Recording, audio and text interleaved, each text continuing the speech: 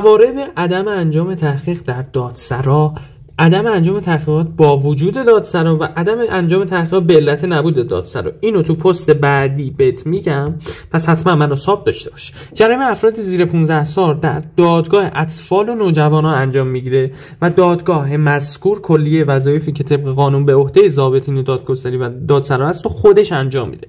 جرایم منافی عفت به طور مستقیم در دادگاه صالح رسیدگی میگیرد و جرایم تعزیری درجه 7 تا 8 به طور مستقیم در دادگاه مطرح می شود. اما اگه فردی مرتکب 2 جرم شده باشد، یکی از آن جرایم مشمول جرایم تعزیری درجه 7 تا 8 باشه و دیگری مستلزم جرایم غیر از آنها، برای مثال جرایم مستلزم دیه باشه، ما دیه رو تحقیقات مقدماتیشو تو دادسرا انجام میدیم، ولی جرایم تعزیری درجه 7 تا 8 که تحقیقات مقدماتی آن در دادگاه صورت میگیرد. اگه دوست داری همه این چیزا رو راحت یاد بگیری، فقط کافیه منو حساب کنی.